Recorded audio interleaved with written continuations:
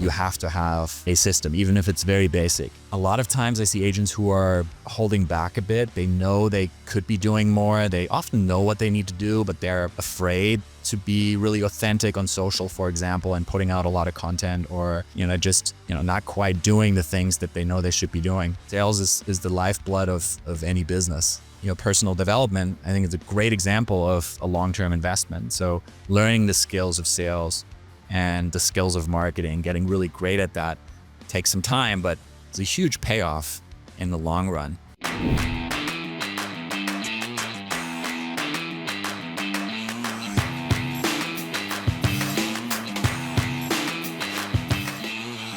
You are listening to the number one real estate podcast in the world. We talk with real estate professionals all across North America about their wins, losses, lessons, and stories, help you win in your local market today. My name's Cody from Sheridan Street. I'm joined with Vikram Deal, also from Sheridan Street, and the founder of the Trust Report Influence Sales Method. Man, what's happening, Vic? We've had quite the week, and we're here with finishing out our week with a podcast. Before we intro our guests, what's good in your world?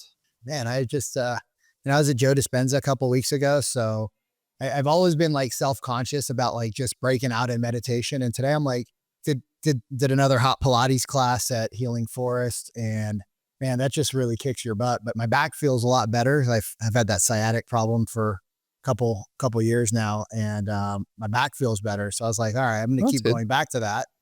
But I was like, I just need a refresh. We had to let 2 people go today that were, I'm quick to hire, but I'm quick to fire.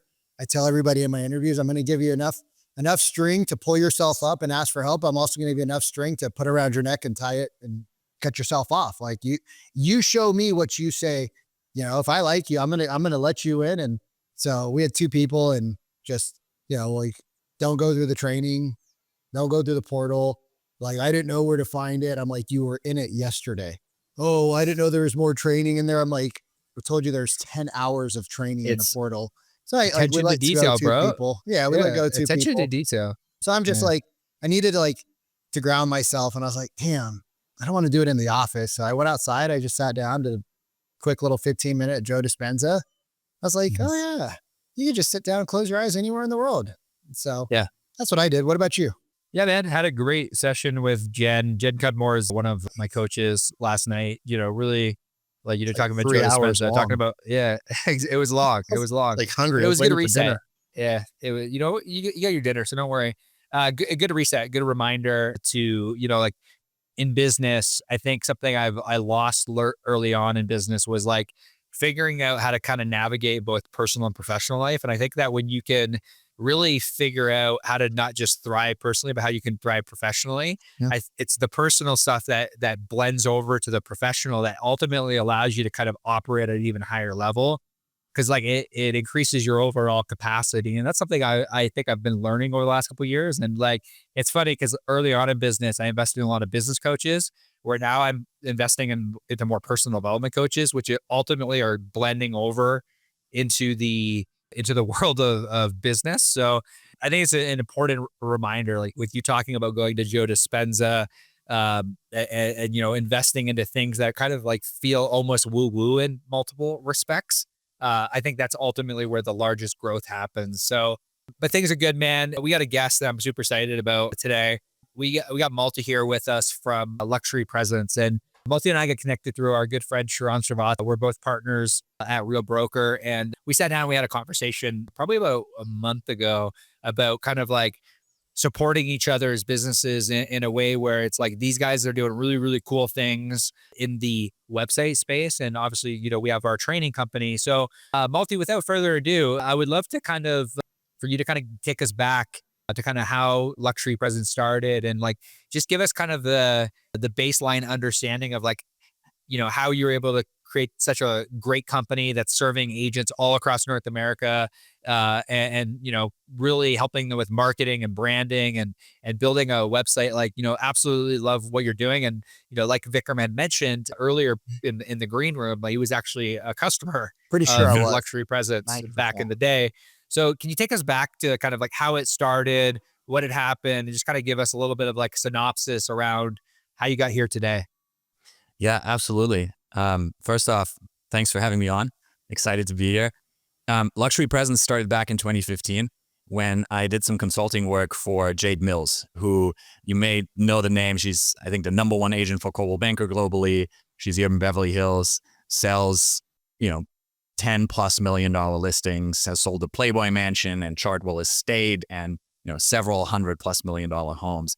I got to know Jade through her son, who I played basketball with in college in Pepperdine.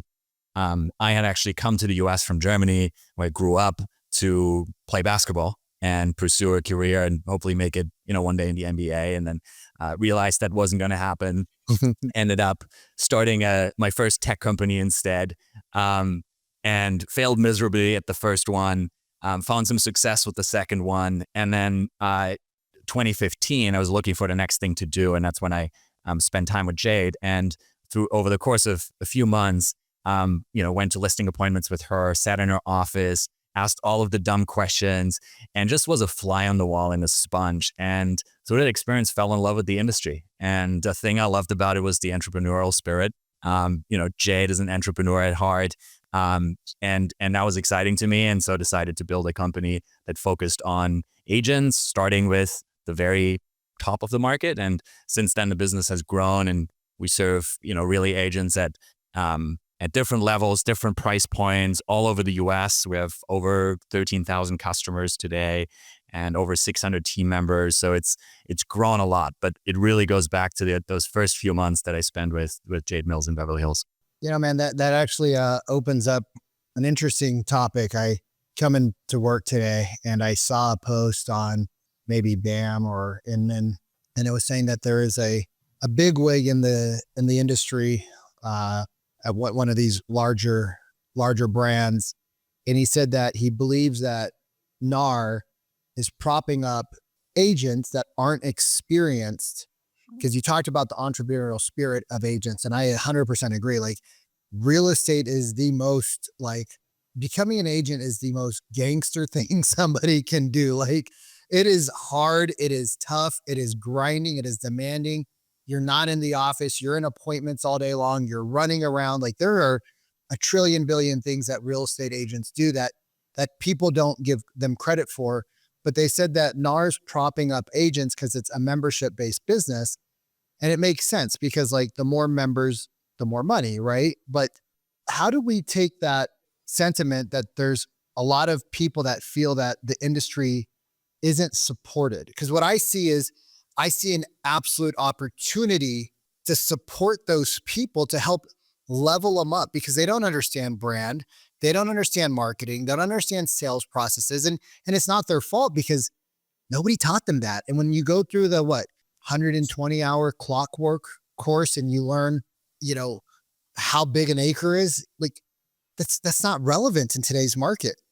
Anybody who's coming in, Chat GPT's everything, right? So how do we take that sentiment and help the people who are out there struggling, their nervous system's wrecked, they're high adrenaline, stressed out, and give them the tools to succeed? And then we'll kind of take it down the road to helping people maybe think about the true definition, or maybe a different perspective on the definition of luxury. There's kind of a lot there, but yeah. So, a quick story. My wife just got a real estate license last summer. So I've had a front row seat for the last few months of what it's like starting out in real estate. All right. I've seen her figure all of these things out, get her license, build her first website, figure out her branding, figure out how she's going to get clients, how to get involved in the community, all of the things that you have to do, the decisions of, do you join a team? Do you do it alone? And what you're saying is 100% true. It is really freaking hard. And I applaud everyone who does it. And the successful agents started as brand new agents at some point, right? They had someone who took them under their wing. A lot of times they found a mentor. They found the right people, the right ecosystem, and that's how they learn. And so we try, and I hope we can do some of this in this podcast. And I know you guys do this, just to share the resources, share the things that we've learned. I'm always, this is the thing that I love about this industry. I get to talk to the top producers that have figured it out, that are at the very top of their game, see what they do, see what what works for them and then bring that back and share that with people who are just getting started. And so I couldn't agree more with you. I think there's a huge need and there's a huge opportunity in providing that support, whether that's knowledge or technology or resources for folks that are trying to make it. So I'm always the biggest cheerleader for anyone who goes and starts their own business. I applaud you. What did your wife end up doing? Did she join a team or is she solo? She's solo for now, Okay. but she is strongly considering joining a team, Okay. just based on the first few months, because it's lonely, as you know, if you're doing it alone. Can we roll down that path a little bit, Cody? Is that cool with you guys? Yeah. So, I am an agent. I'm still licensed. I do not actively sell or participate in real estate activities. As most of you guys know, if you don't, a first time listener, I run a sales academy that's more of an attraction-based model, genuine, authentic conversations, using language to allow the prospect to open up instead of shut down, so that it's a two-way street. And then if there's a resonance there and there's a need, then we can go to a second step, which is typically a consultation. It's an advisory role. And then from there, we move forward into deciding whether or not everybody wants to work together. And it puts us in a place of advisor, doctor, versus a place of like, oh my God, thank you for letting me come over. So I think there's a lot of agents, because Cody and I talked to a lot. In fact, we just talked to somebody today. And this person said that in the industry for 40 years, they said, I hate being called a salesperson. And I hate the idea of ever selling another house again. And I hate the idea of trying to teach my team sales. And I'm like the whole thing you do is real estate salesperson. That's what your professional title is. And you are so anti it. And so I'm curious, why do you think your wife, because your wife being 3 months in or 9 months in, or an agent that's 10 years in, or an agent that's 15 or 20 years in, a lot of them going through the same struggle. So why is she now considering possibly joining an organization that might have some other resources available? I'd say it's two things. It's the training and the knowledge and just seeing how someone who has become successful, how they do it, how they run things. And then two, I think it is wanting to be part of a team. When you're a solo agent, it's just lonely, right? You're working on your own and you don't have people around you going through the same thing. Yes, you can go into the office, but those are really the two big drawbacks to being a solo agent. I think one of the things that's running through my head as we're having this conversation is like the idea of like business acumen. And I think that a lot of agents, when you sit down and you speak with them, they lack a lot of things, and it's not their fault, but it is their problem. They lack the general understanding of marketing, sales, business acumen. But business acumen, I think, is probably one of the biggest things that I see, like a lack of teaching inside of the context of like real estate, of how to actually build a business. Like they teach you how to not get sued, and that's great because no one wants to get sued. But there's not a lot of understanding of like, okay, you got to generate leads, you got to nurture them, you got to convert them, you got to deliver on your promise, and you got to create raving fans. So when you guys are like, Malte, when you guys are working with agents, like you guys are working a lot on the front end, and we're working kind of on the conversion mechanism and the delivery. Like what do you feel like? Because it doesn't, building a 13,000 client business and building a business that has 600 employees requires a lot of business acumen. So can you like talk a little bit about the building of luxury presence and kind of compare and contrast it to real estate to kind of help an agent out there that is like, maybe they're doing decent, or they're even potentially, or they're struggling, how they can look at business a little differently? Yeah. So there are some differences for sure in building a tech company and building a small business, but there also are some real similarities. So I'll focus on those. When I started the business, we bootstrapped it for the first 2.5 years before ever raising venture capital. And so during that time, I ran it almost like a small business. It had to be profitable. I could only hire at the rate at which we were bringing in revenue. And the big lessons from those early days were around the importance of building the right team, the importance of setting the right culture. I still think that is ultimately the most important thing. If you're building a company, it's about the customer, and the way to serve the customer well is through a great product or a great service. And the way you get the product and the service right is through a great team or through your own skills. And the way you get a great team, the way you attract and retain the best talent is through great culture. And by culture, I just mean the way you operate, how you do things in your firm. And I think that's applicable for businesses of any size, is the importance of culture as a way to get the right people in the door. One of the things that, Cody and I have been working on since we partnered is the culture, right? So like we're about 30-ish people, give or take the week, growing 35 maybe.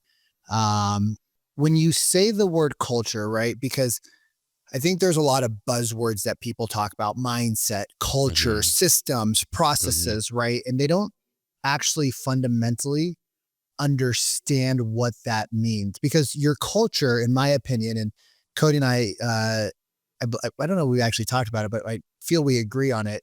Leadership of yourself is part of culture. And so as a solo agent or even a agent inside of a team, oftentimes what I see is that team members want to put the ownership, the leadership completely on the team leader. So when something goes well, they did it. When it's like a team, right? Like my team won the Super Bowl, that team lost. I'm like, like an hour ago, my team's winning. Now it's that team lost. Like you completely lost ownership in 7 points of the team. And so culture, I think, is one of the most important things. And I think culture starts with independent leadership. So how do you create, what maybe it's just a solo agent with a couple admin and maybe one of the admins virtual. If you go back to 10 years ago and you were a mom and pop, right? Startup, and that was your income and that was your livelihood probably. How did you build that culture? How did you build it with yourself during the tough times to show up for yourself, for your others? And then how did you get others to show up for themselves, to show up for others? You're right that culture gets created through the actions of the leader, much more than the words you put on the wall or the values you write down. It's really what you as the leader in the business model for the rest of the team. That's the first point. The second one is around who you hire and who you fire and who you promote. That tells the organization what you care about, and that ultimately dictates the culture. Culture to me is really simple. It's just how you do things as an organization. It's the unwritten rules. It's the way that people make decisions when you haven't established a framework for a decision, right? And so I think it's important when you're starting to build a team. It's maybe not as important if you're just a solo agent by yourself. I think the equivalent is your habits. And at the very early stages, I would focus more on habits. There's no culture to be built yet. But then once you start bringing on people onto your team, whether it's admins or you start building your real estate team and hiring agents, that's when culture starts to become really important. I think one of the really important things to remember here, and I 100% agree with you around like who you hire really, really does matter. And who you, like, I love what you said about like who you promote. It tells the entire team like what we're doing, like where are we going. And something that like I've been thinking a lot about lately, and Vic and I have been having conversations about this, is like, casting a vision larger for the entire company, because like top talent, like I have a fundamental belief that top talent need to be able to see a larger vision for the future. So a lot of people in the real estate space, they want to recruit and they're like, hey, we want to get really top performing agents on our team, but their vision for the future, like that top performing agent can't see themselves in fitting in that vision, because like people only leave companies and and this is my personal opinion, people only leave companies and they only leave agents, teams. Like we hear this all the time with the real estate team leads, like where they'll say like, hey, like, eventually this agent is going to leave. Well, people only leave companies and they only leave teams if they run out of future with you. Like that's a fundamental belief I have. If you run out of future with runway somebody, disappears. the runway disappears. But if they see opportunity for growth, like you guys have seen like tremendous growth over the last 10 years, like walk us through that. Because like, I'm guessing like, again, like in the first couple of years, like I really want to get in the mindset of like growth mindset. So to build a company to 600 employees and 13,000 customers is no small feat. And it's one of those things that even though you're a tech company and like there's still parallels. Like, even if you look at a large team like Dean Aguilar, they run their team like a business. They run their business like a business. Like, how can you help the agent what would you say to the agent that is trying to break out of this standard mold and they're trying to like go from like solopreneur to entrepreneur to like owner? Like, what did that process look like for you? And like, what were some of the lessons you learned? And like, how can you kind of relate that back to real estate? Yeah. A big step for me was moving out of doing a lot of the IC work myself and really defining my role as CEO, as building the machine and not just working in the machine.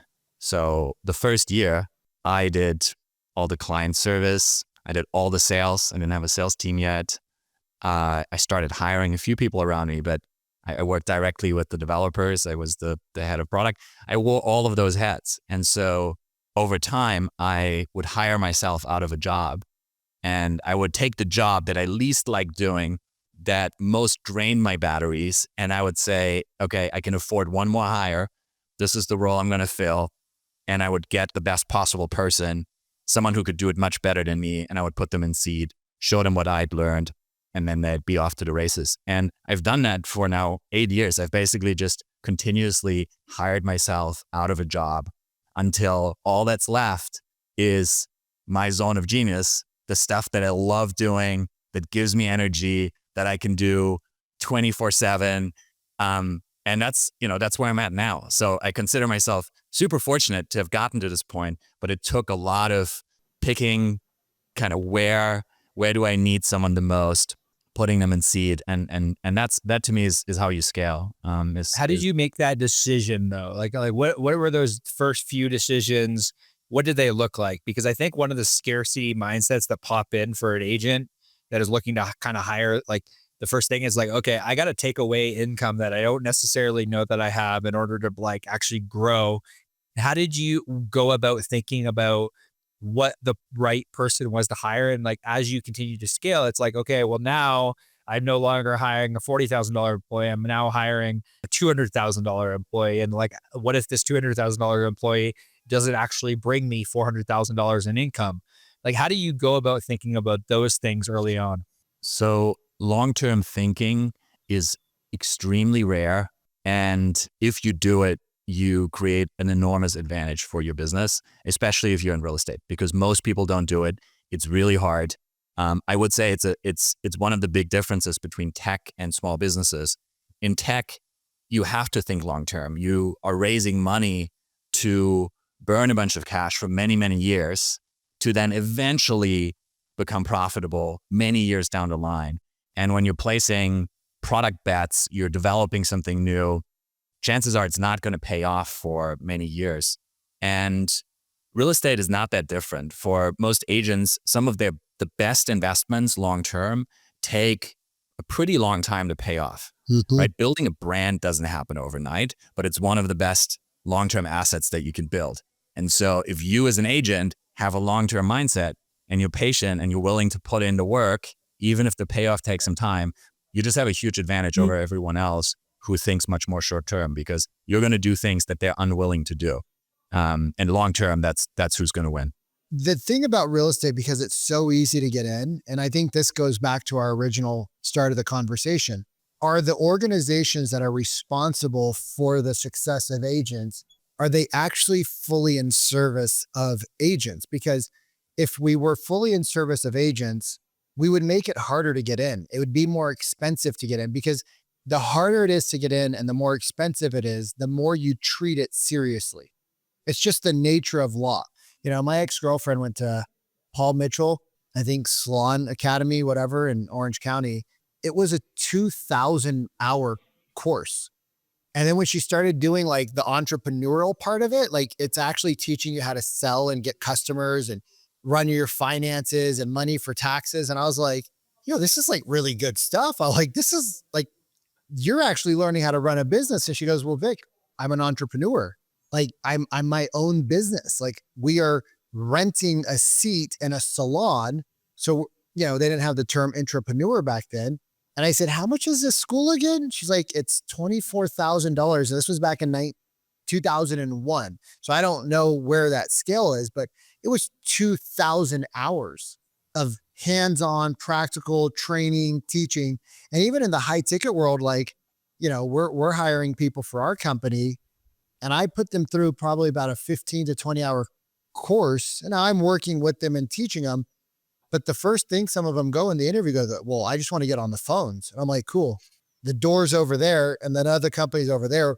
I'm not going to let you represent my brand, my company, and talk to people who need help like that. But if we made the system harder and we made these organizations get a percentage of commission or percentage of income, they would still make more money, or they'd make the same amount.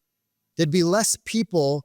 And the worst thing that we do in this industry to people is we take the most precious commodity, which isn't money, it's the time, away from them. It's the 2 or 3, 4 years where they could have been working for somebody, being on a team, being an administrative assistant, being a transaction coordinator, doing something to learn the business, being a showing agent or a buyer's agent. But everybody thinks that's beneath them. Like in the high ticket world, like, I'm not going to set appointments. And I'm like, then how are you going to fucking close a deal?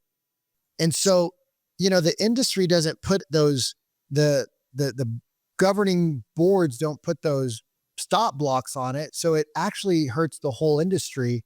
And so like, if you were to talk to a struggling agent, right? They're 6, 8, 10 deals a year, right? They're not eating top ramen, but with the price of the world that we're in, they're not living an extraordinarily awesome life, more than likely, unless they just happen to be your friends that are selling $20 million mansions and you sell 5 or 6 of those, you're driving Rolls Royces, but that's probably, You're doing all right.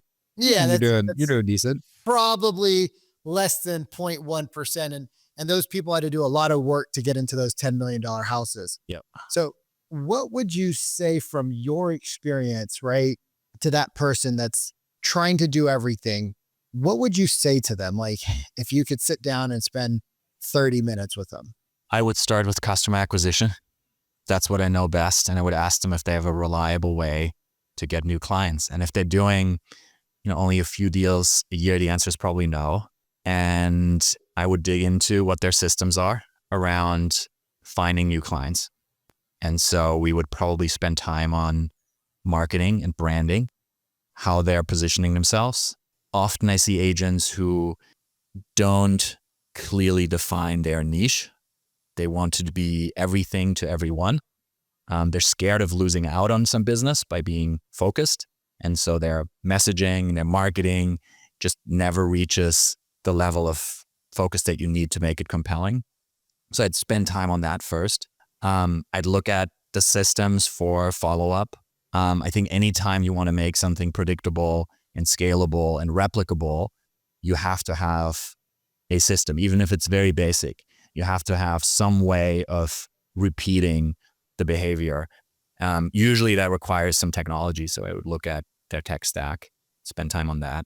A lot of times I see agents who are holding back a bit. They know they could be doing more. They often know what they need to do, but they're afraid to be really authentic on social, for example, and putting out a lot of content, or, not quite doing the things that they know they should be doing. I'd say, I'd start there, because I think sales is the lifeblood of any business. And what you said about, personal development, I think is a great example of a long-term investment. So learning the skills of sales and the skills of marketing, getting really great at that takes some time, but it's a huge payoff in the long run. Regarding your comment about, making it harder for agents to get into the industry, I think it's an incentive problem. certainly that could be solutions. I do think we're going to see the total number of agents decline in the next few years. Some of the hobbyists and part-timers, I think, will move out because it has gotten more challenging with the NAR ruling last year. And I think it's to the benefit of the people who are serious, that take this as a full-time job, that put in the effort. And I think that's a good thing. Cody, what about you, man? Like, what would you tell somebody to, we only have so many hours in a day. We only have so many hours of focus in a day. How would you help somebody who's at 6, 8, 10 deals trying to get to that 20? I believe fundamentally that for majority of the industry, if they could get to 24 deals a year, 2 deals a month, their life fundamentally changes. Yeah. In so many ways. You know, like and I totally agree with Malte about branding and sales. Like, you know, you've heard me talk about this model before, so this is nothing new, but I think that to help an agent get unstuck when I'm working with one-on-one and even teams getting like unstuck from actually like building a business, like an actual, like being an entrepreneur, it really comes down to 3 things. Like a lot of people will say you need 5 lead sources, but like that doesn't really make a whole lot of sense to them. I don't even really understand that. And we do marketing and we do sales. I don't understand the 5 lead sources comment. It really comes down to this. What is your activity business? So is it door knocking? Is it cold calling? Is it open houses? Like mastering one thing and getting really, really good at it, that activity will bring in business early on. And then the second thing is like, what is your plan around referrals? But a referral process, a lot of people say, like, well, a lot of people will want to say they create a referral based business, but it's not actually referrals because it's not predictable. Like Malte said, like there's no systematic process for it. Like if it's not written down, it's like, I do this every day and I get referrals and it's not written down and you don't actually have a process. You don't have a system for referrals. I think the best thing that an agent could do early on is figure out how they can provide value to other people's audiences. So it might be a lender, an accountant, a financial planner. How do you partner with somebody to kind of create a little bit of predictability so you can provide value that way? I think that is true referral business. And the third element towards like, you know, business growth, in my opinion, is the pipeline stuff, is everything Malte talked about.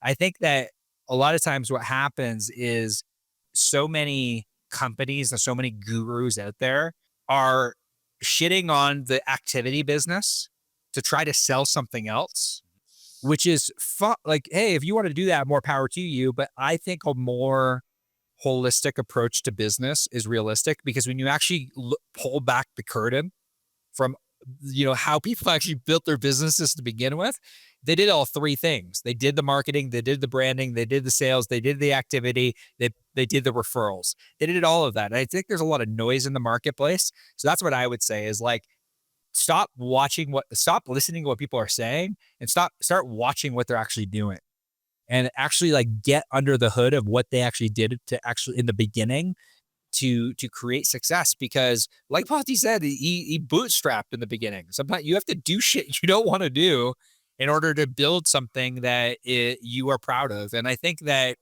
there's a lot of noise in the marketplace, but that's what I would say, Vic. I don't know about you. I would like, you know, if you kind of want to wrap us up and then I'll give just Malte an opportunity. Yeah, I'll make it simple.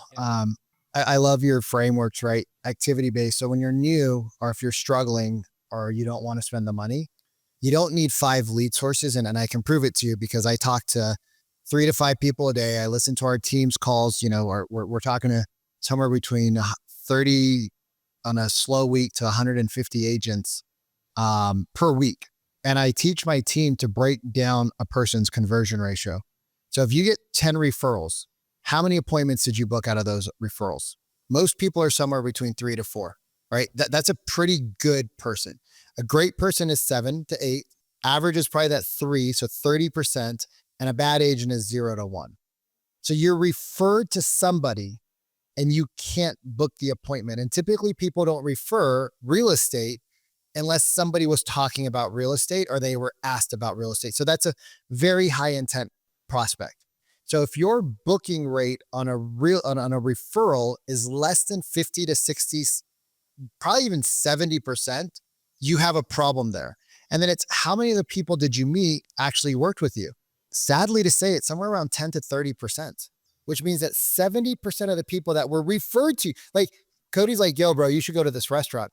I'm like booking reservations that day. He's like, you should go to the restaurant, the blah, blah, blah. They have the best, this, that, and the other. And if it works in my carnivore diet, I'm like, okay, if I don't book this now, I'm never going to go. So I'm literally booking it that day. And so if you're not booking and selling people, then that shows you have a problem in your conversations. And it's not your fault. You've been taught the same stuff that was from 1999 that's repackaged and regurgitated by all the gurus.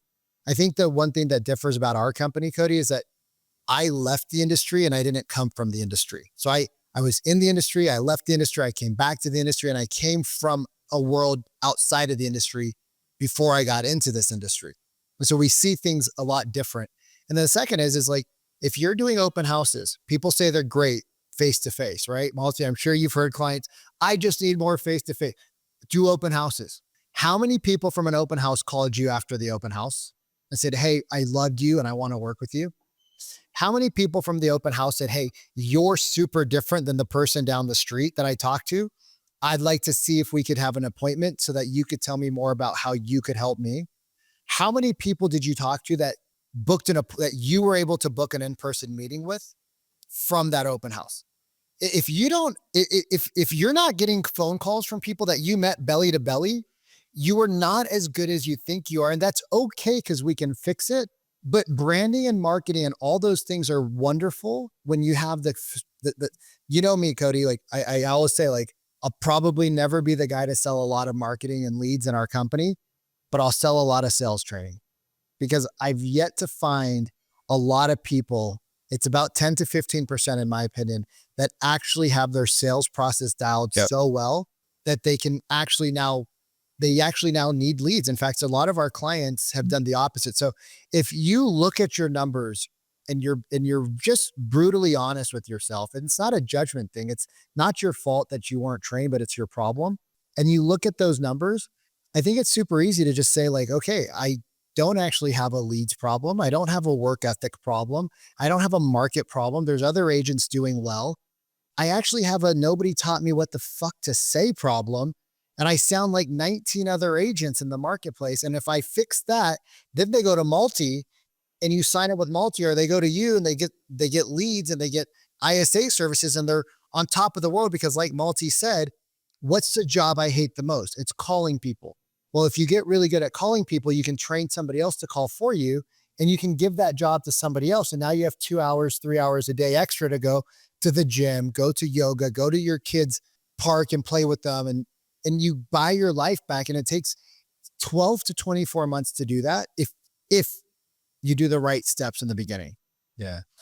Yeah. 100%, concur with you. And Malte, wrapping up here, if somebody were to want to learn a little bit more about luxury presence and kind of like what you guys do, and kind of like, the services that you provide for agents to kind of like distinguish themselves in the marketplace, and like to be that. Well, maybe you could give us like a 30-second commercial about what luxury presence, because I don't know that we actually fully, I don't know that really covered it. Give us that 30-second commercial about what luxury presence does and what you guys do to kind of impact the lives of over 13,000 agents across the country. Yeah. We help real estate agents, teams, and brokerages grow their business through technology and marketing services. So we provide a full platform for agents to build their brand, generate online leads, use a number of AI tools to engage and nurture those leads. And we recently even launched a mobile platform so agents can have their own mobile app on the App Store to collaborate with their clients. So the thing that a lot of people don't know about luxury presence is everything beyond websites. That's what we've become known for, right? Is beautiful websites. And we spent the last 8 years and over 50 million now in venture capital to build this really amazing technology platform that goes far beyond just websites and really helps agents with all of the client-facing touch points, not just the web. Malte, man, absolutely great. Where should we send somebody if they want to kind of follow along with you and like your CEO journey? Like, is there a social platform that you're most active on? Like, where can they go to kind of like continue watching you? I'm most active on LinkedIn and I am on Instagram. So those would be the two places to connect with me personally. Hey, Malte, thanks for joining us today on the podcast. And I want to say thank you for tuning into another episode of the Our Agent podcast. If you get any value today, the only thing we ask is that you go to iTunes. That's kind of like where we get the majority of our downloads. Go to iTunes, leave us a review. It helps us reach more agents, helps us get in front of more agents to get the right information so that they win in their local market today. Thanks for tuning in another episode of the podcast. We'll see you soon.